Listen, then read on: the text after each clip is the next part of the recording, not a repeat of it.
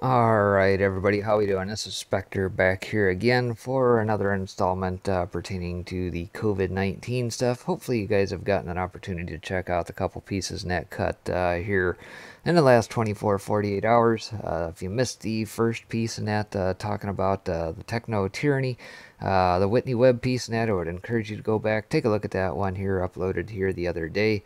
And of course part one that I just cut, hopefully you've gotten an opportunity to check that one out.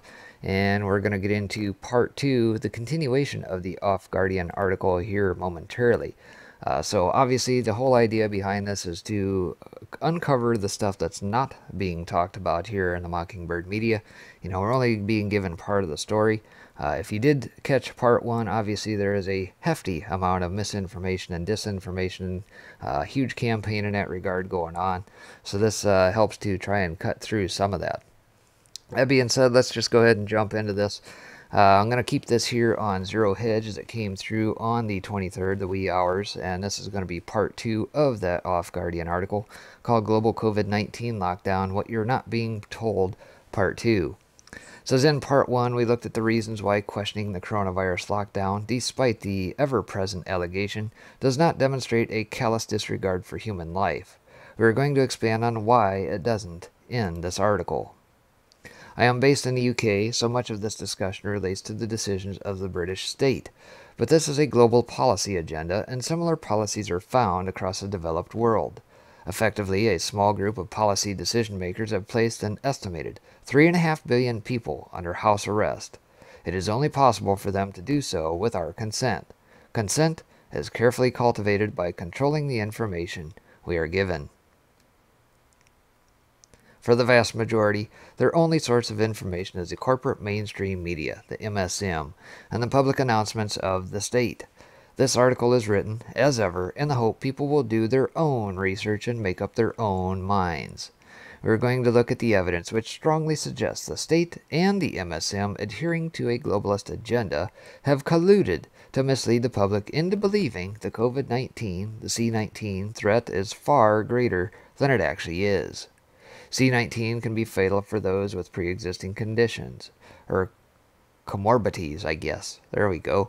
Not used to that word being there, but anyway, and possibly even some without, as can other forms of pneumonia and influenza-like respiratory illness. However, while every C-19 death has been reported, none of the far greater number of people who have died in the UK this year from other respiratory infections have even been mentioned. What happened? Did they just disappear?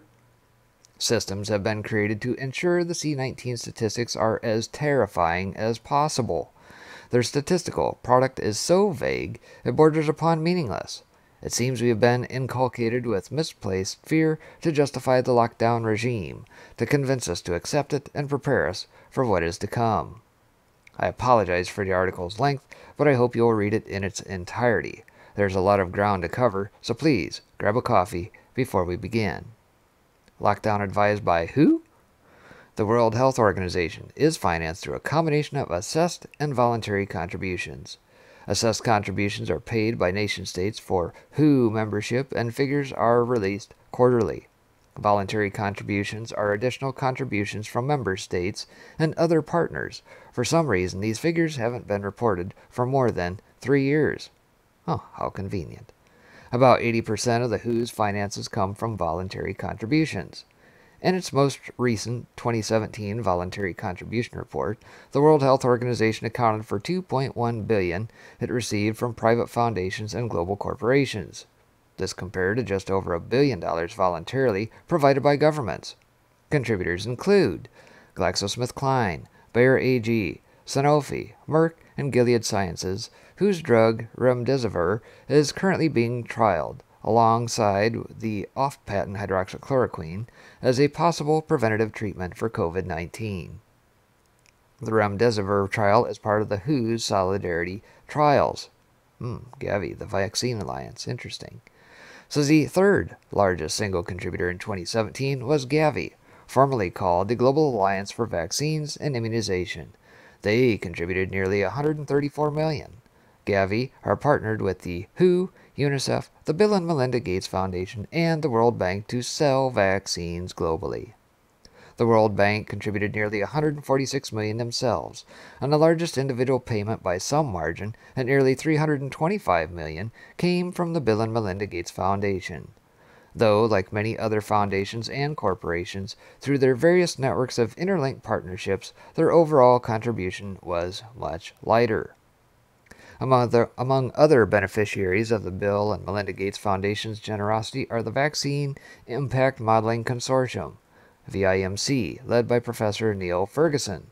They are based at Imperial College London and are directly funded by the Bill and Melinda Gates Foundation and Gavi. Their objective is to provide statistical data analysis for the BMGF and Gavi in order for them to sell more vaccines. Who'd have thunk? Professor Ferguson not only led the team who created the hopelessly inaccurate prediction, which the US and UK governments based their lockdown regimes upon, he also co-founded the MRC Center for Outbreak Analysis and Modeling, who worked with the World Health Organization in 2009 to create ridiculous computer models predicting the H1N1 pandemic. In 2009, the world went crazy after the WHO declared the H1N1 influenza pandemic. This resulted in billions being spent on very expensive H1N1 vaccines and antiviral treatments, although it turned out the pandemic was indistinguishable from seasonal flu. Whoops. The only people who benefited from pointless vaccines and unnecessary medication were the manufacturers GlaxoSmithKline, Roche, and Novartis. Each of these pharmaceutical corporations were among the largest voluntary contributors to the WHO in 2008 and 9 financial year. With an $84 million investment, the Swiss pharmaceutical giant Roche were the largest single contributor into the WHO's coffers that year. Luckily, as it turned out, they could afford it because sales of their unnecessary Tamiflu H1N1 medication rocketed to more than £3 billion following the WHO's declared H1N1 pandemic, which was just a coincidence. The whole debacle resulted in the Parliamentary Assembly of the Council of Europe launching an investigation into the WHO to look into the issue of falsified pandemic. During the subsequent hearing, the epidemiologist Dr. Wolfgang Wodarg said, "The WHO basically held the trigger for the pandemic preparedness plans. They had a key role to play in deciding on the pandemic. Around $18 billion was spent on this pandemic worldwide. Millions were vaccinated for no good reason. It is not even clear that the vaccine had a positive effect because it was not clinically tested." Whoa, what does that sound like? Sounds an awful lot like what old Bill and Melinda Gates are trying to push you right now, right? Very similar. At the same hearing, Professor Dr. Ulrich Kehl, director of the WHO Collaborating Center for Epidemiology at the University of Munster, said, "A number of scientists and others are questioning the decision of the WHO to declare an international pandemic. The H1N1 virus is not a new virus, but has been known to us for decades. In Germany, about 10,000 deaths are attributed to seasonal flu, especially among older and frail people.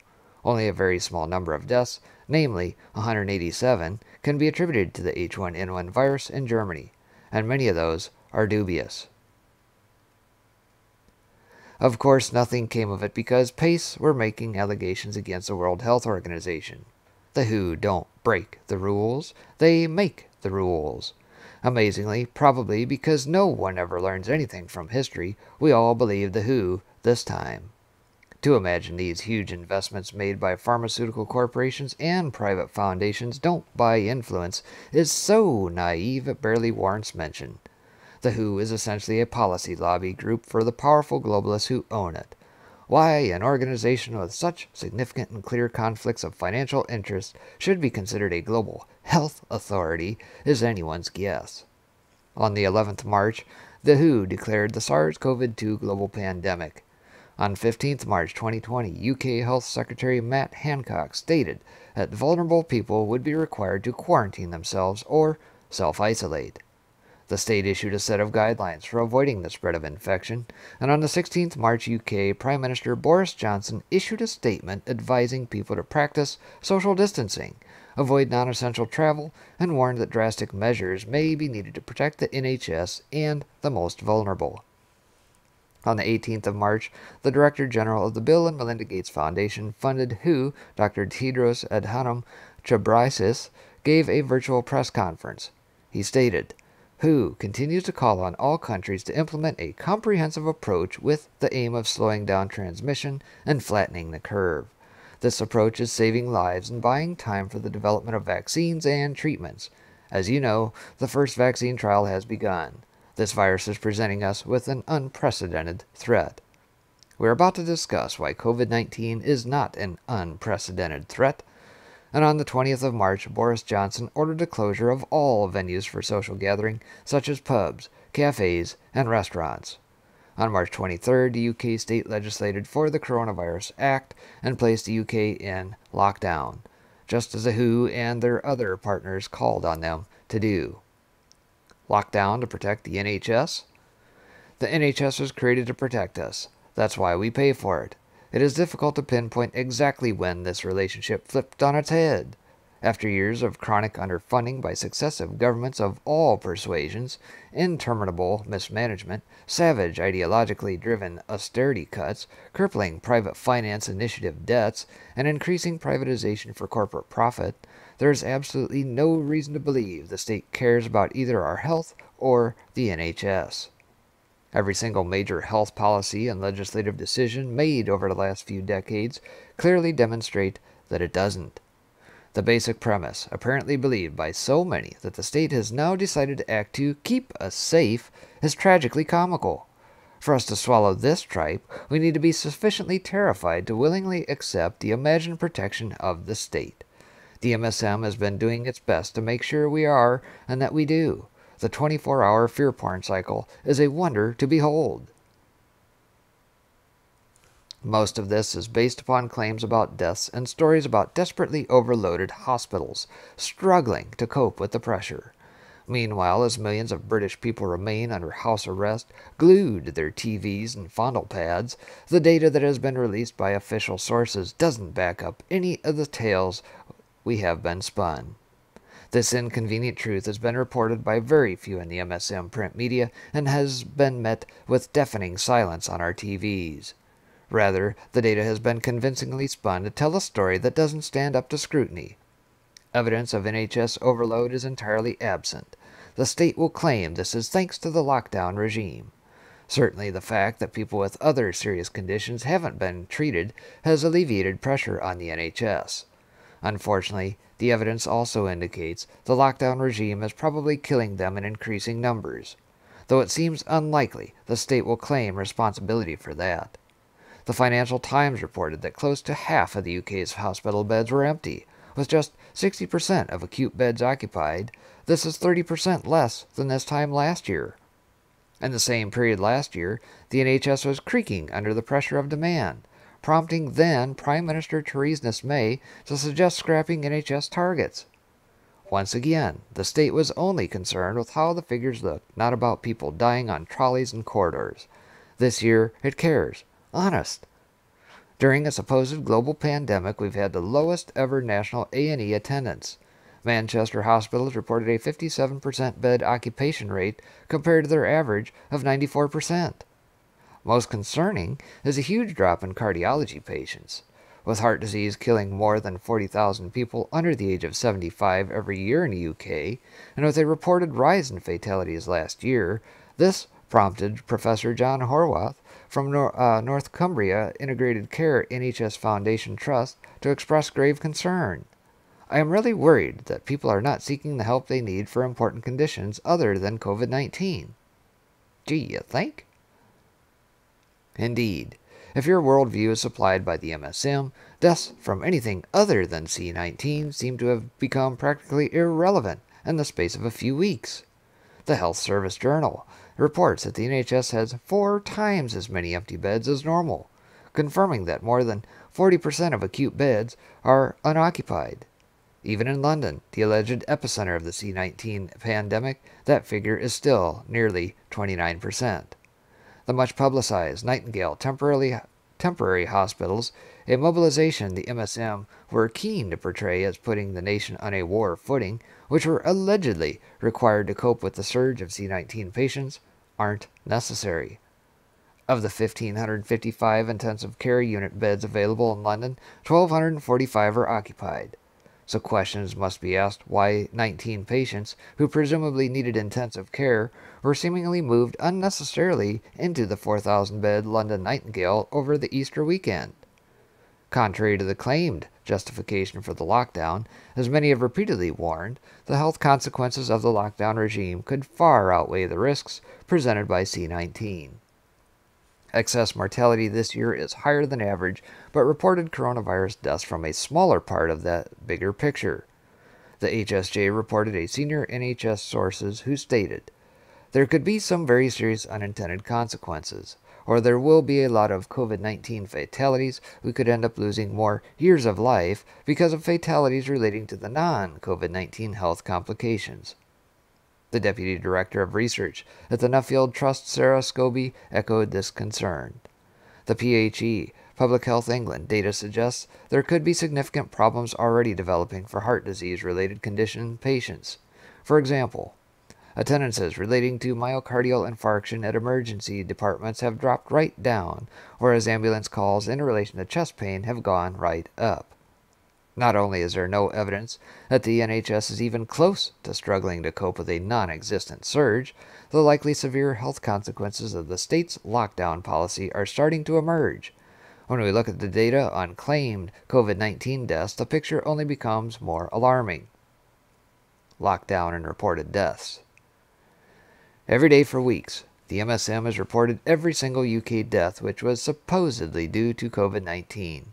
This has been central to their effort to convince us of the severity of the pandemic. The reporting always supports the state's narrative that the lockdown is necessary. Under normal circumstances, when someone dies, a person who knows them well, such as a family member or someone who is physically close to the person at the time of death, is the qualified informant who can notify the registrar of the circumstances and non-medical details of the death. That is not true for suspected C-19 patients. For them, a funeral director who has almost certainly never met the deceased can be the qualified informant. This places far more emphasis on the medical certificate of cause of death, as registration can take place without any input from family or anyone else familiar with the circumstances of the death. Gee, that sounds an awful lot like the CDC directive that some whistleblowers have come out with, right? Very similar. Prior to the Coronavirus Act, the last attending doctor to the deceased had the responsibility to register the death. However, in the case of suspected C-19 deaths, that duty can be discharged by a doctor who has never met the patient. The UK state guidance for C-19 patients states, "A doctor who attended the deceased during their last illness has a legal responsibility to complete a MCCD. This duty may be discharged through another doctor who may complete an MCCD in an emergency period. In an emergency period, any doctor can complete the MCCD.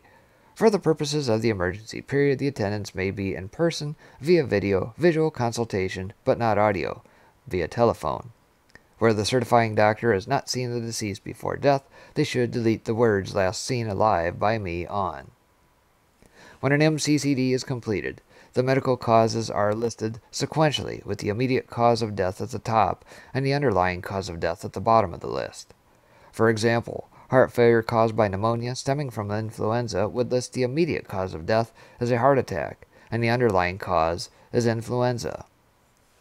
That underlying cause is usually diagnosed through positive test results.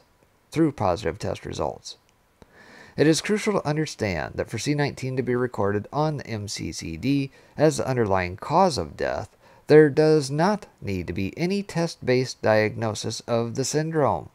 Let me read that again. There does not need to be any test-based diagnosis of the syndrome. Diagnosis can simply be from observation of symptoms or CT scans. The guidance to medical practitioners states, if before death the patient had symptoms typical of COVID-19 infection, but the test results has not been received, it would be satisfactory to give COVID-19 as the cause of death. Tick box B, and then share the results when it becomes available. In the circumstances of there being no swab, it is satisfactory to apply clinical judgment.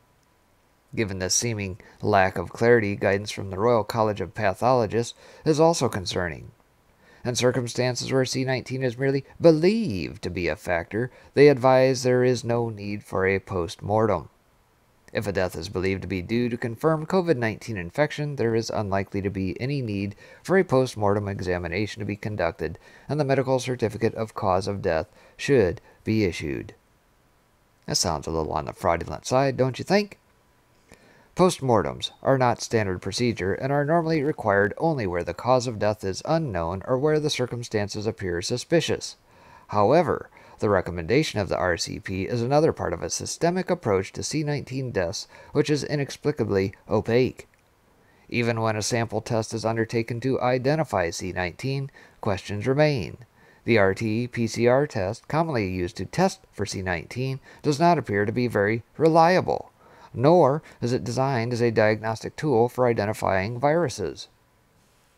A study from the Department of Microbiology, Queen Mary Hospital, University of Hong Kong found wild variations in RT-PCR accuracy. It was found to be between 22 to 80% reliable. Gee, that's a huge spread, depending on how it was applied. This general unreliability has been confirmed by other studies. Further studies show clear discrepancies between RT-PCR test results and clinical indication from CT scans. Most of these studies indicate RT-PCR failure to detect C-19 in symptomatic patients, so-called false negative tests. When Chinese researchers from the Department of Epidemiology and Biostatistics School of Public Health conducted data analysis of the RT-PCR tests of asymptomatic patients, they also found an 80% false positive rate. Having passed peer review and publication, the paper was subsequently withdrawn for what seemed quite bizarre reasons. It was removed from the scientific literature because it depended on theoretical deduction. The paper was not testing an experimental hypothesis, it was an epidemiological analysis of the available statistical data. All such statistical analysis relies upon theoretical deduction. The claim reason for withdrawal suggests that all data analysis is now considered to be completely useless. It seems scientific claims that C-19 numbers are underestimated are fine. Claims they are overestimated are not. Either way, whether false negative or false positive, there is plenty of evidence to question the reliability of the RT-PCR test for diagnosing COVID-19. The MSM has suggested that enhanced RT-PCR testing can detect the virus SARS-CoV-2 and, in particular, the amount of it in the patient's system, the viral load. This is disinformation. The Nobel-winning scientist who devised PCR, Kary Mullis, speaking about the use of PCR to detect HIV, stated, "Quantitative PCR is an oxymoron. PCR is intended to identify substances qualitatively, but by its very nature is unsuited for estimating numbers, viral load. These tests cannot detect free infectious viruses at all. The tests can detect genetic sequence of viruses, but not viruses themselves." Did you catch that?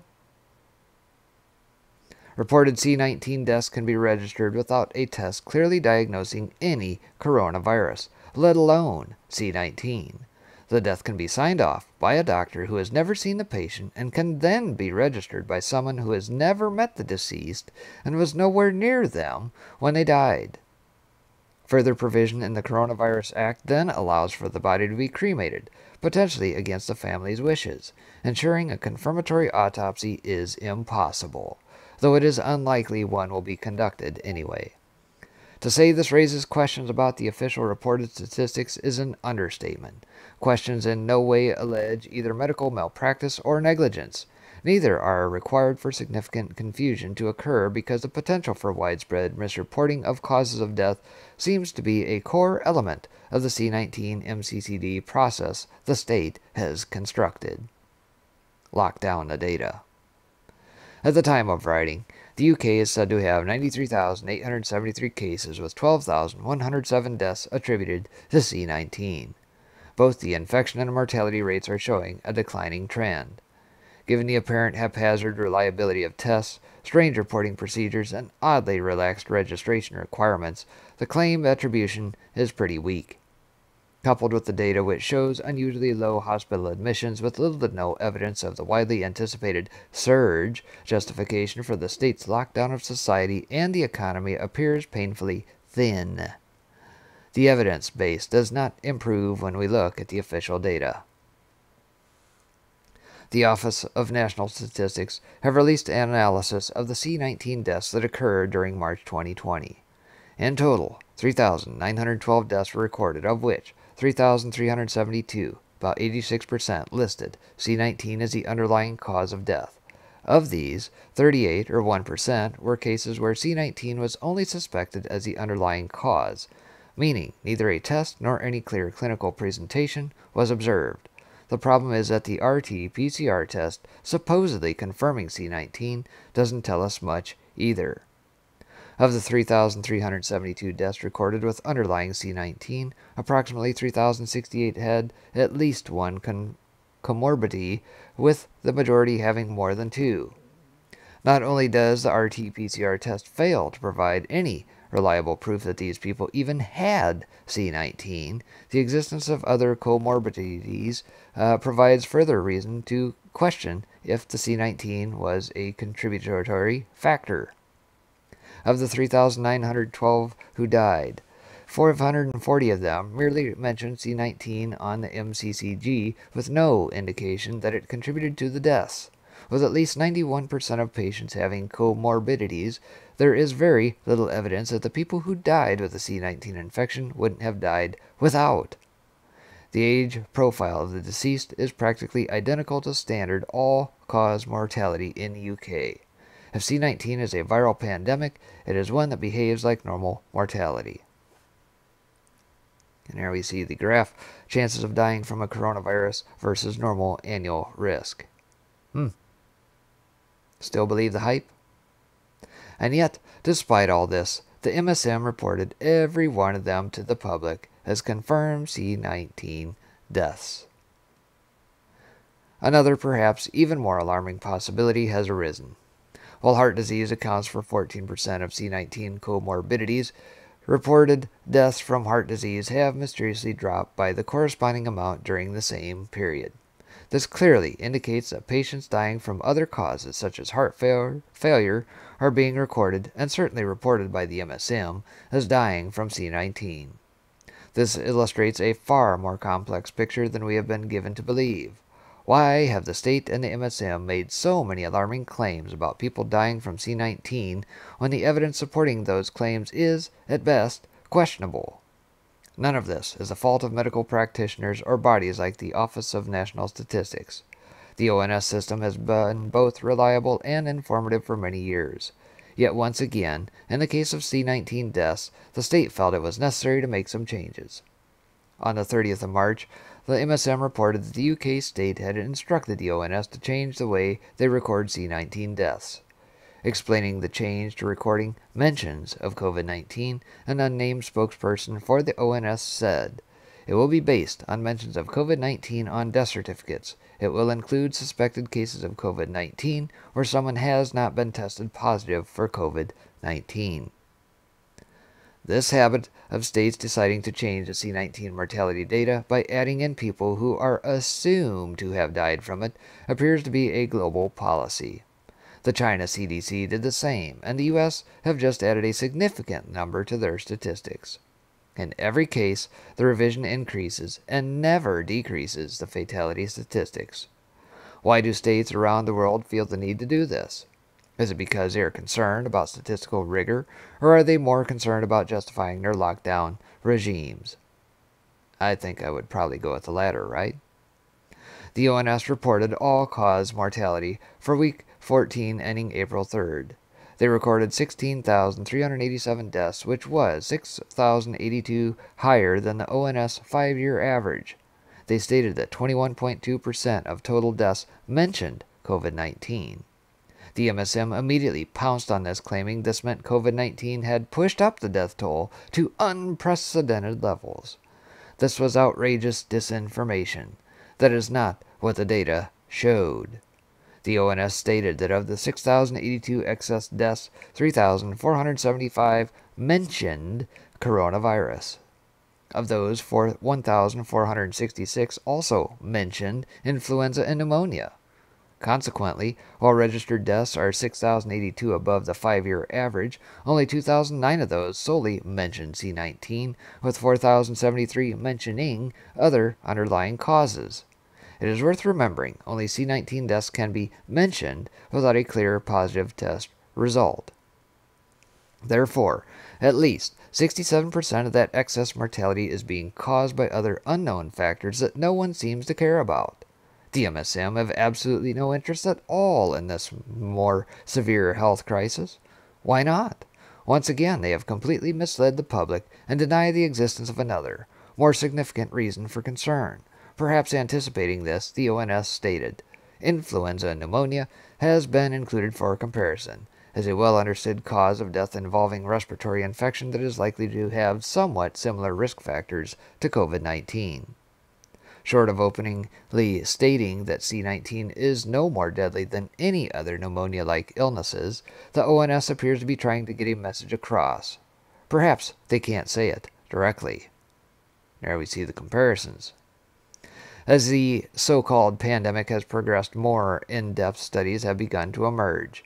Initial findings from Chinese scientists indicate that SARS-CoV-2 has an infection fatality rate of between 0.04% and 0.12%, which is comparable to flu pandemics, with an estimated IFR of 0.1%.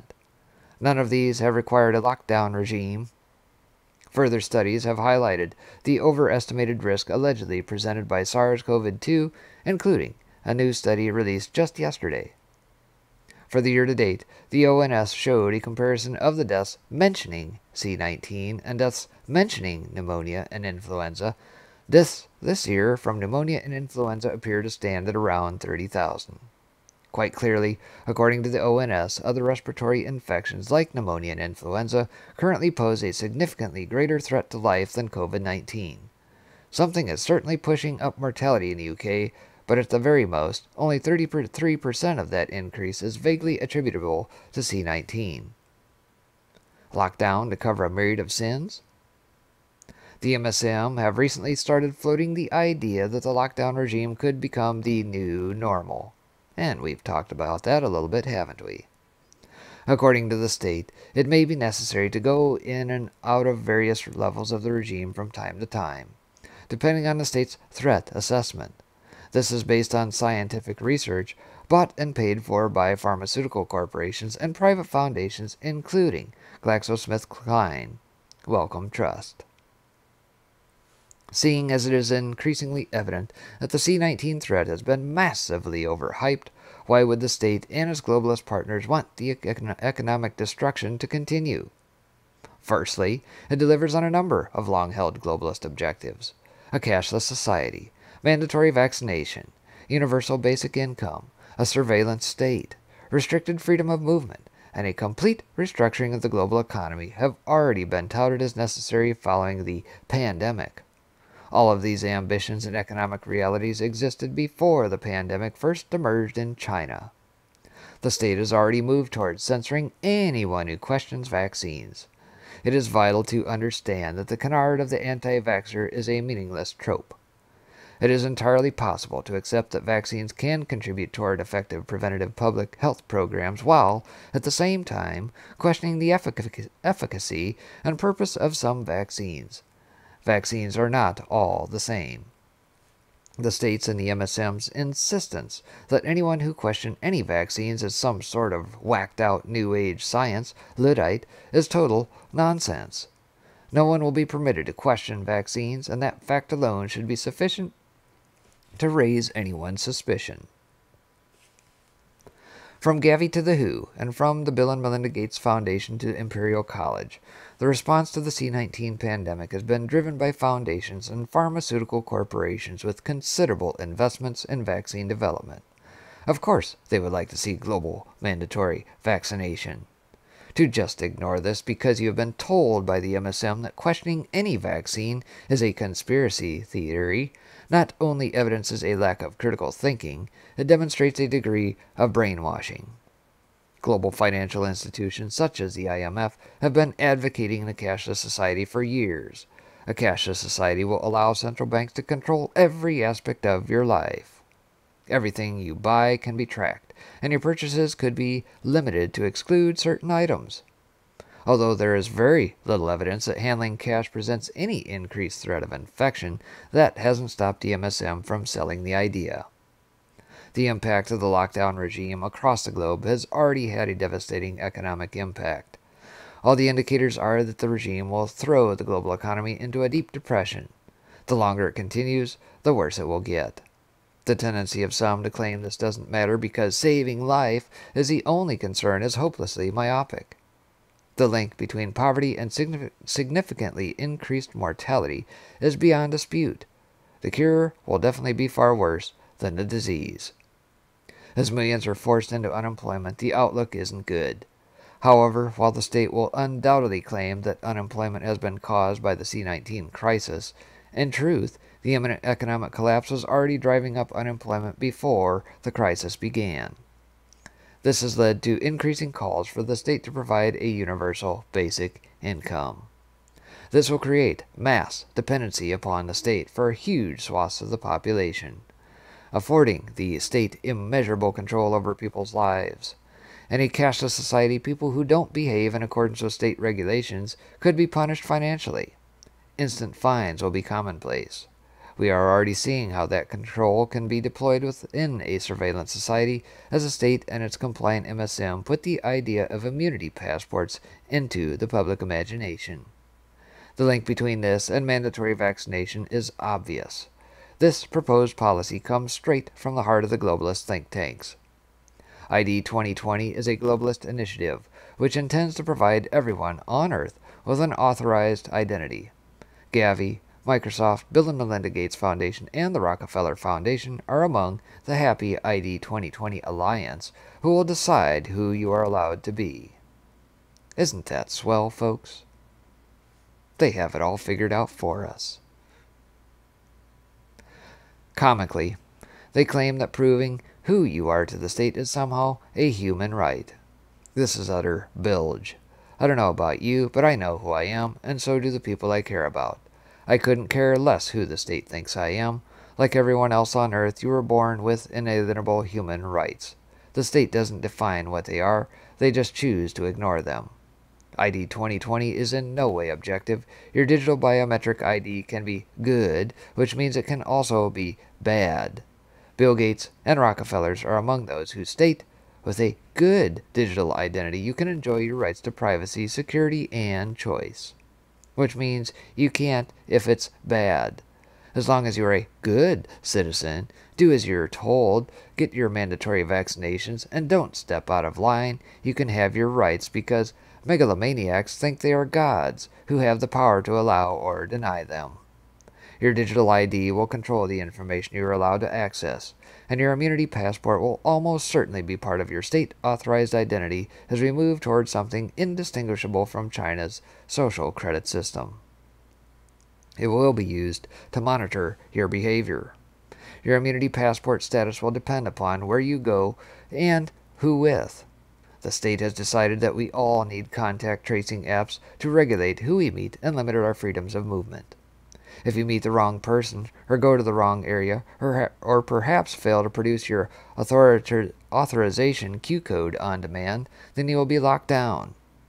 Perhaps the biggest deception of all is yet to come as the state maneuvers to blame the C-19 for the economic collapse. Firstly, it isn't C-19, but rather the lockdown regime that has sped up destruction of the economy. But that destruction was inevitable anyway. The 2008 credit crunch was a failure of the banks. They speculated in the markets and lost. As a result, we have endured a decade of austerity to bail them out. Socialism only applies to those who can afford it. Austerity has reduced essential public services to rubble, and now, when we supposedly need them the most, we've all been placed under house arrest to stop us using them while many of the most vulnerable have been ignored. The irony is laughable. While we have all suffered austerity, the central banks have been printing funny money, blowing up the debt bubble to unimaginable proportions. The result has been increasing consumer debt, staggering levels of corporate borrowing, and though government deficits have reduced, government debt is off the charts, even in comparison to 2010 levels. This kind of debt-based economy was never sustainable, and global financiers have known it for years. What the globalists needed was a reason to reset the economy without losing power. Perhaps it is another coincidence that the C-19 lockdown regime just happens to deliver both the mechanism and the excuse to press the global reset button. That it also ushers in all the globalist desires is just another in a very long line of remarkable coincidences. Wait, what? What did Q say about coincidences? There are no coincidences. Now that global terrorism is no longer a daily threat and global warming has been put on the back burner, the new normal of the ever-shifting threat from pandemic seems to be the novel war on terror. Training, funding, and equipping terrorist groups has served the state well in the first 2 decades of the 21st century, but now it is ready to move on to the next phase by exploiting a terror closer to the heart of every home: disease. In their totality, for those willing to look, it is transparent that these response measures have coalesced to create the framework of a totalitarian dictatorship, one rolling out at pace in the UK. Similar draconian diktats have sprung up across the globe. A coordinated global effort like this doesn't just happen. It takes years of training and planning. The only people who can't see it are those who, for whatever reason, choose not to. So there you have it. Rounding out the 2-part series. Hopefully you've enjoyed the read-along. If you look at these last 3 pieces of net that I've put up here in recent days and look at them in their totality, I think you get a pretty clear picture of what is playing out here, right? This is not about disease. This is not about a COVID-19 outbreak that may or may not be occurring. It's about fraud being perpetuated. It's about misinformation and disinformation being propagated through the Mockingbird media. And it's meant to take our liberties away, period. This plays very well into the Agenda 21 2030 initiative. All brought to us by Bill Gates, the Rockefeller Foundations, Big Pharma, and the like. Right? Love to hear your comments. Go ahead and throw them down below, and thanks for tuning in. We'll catch you back next time. Take care.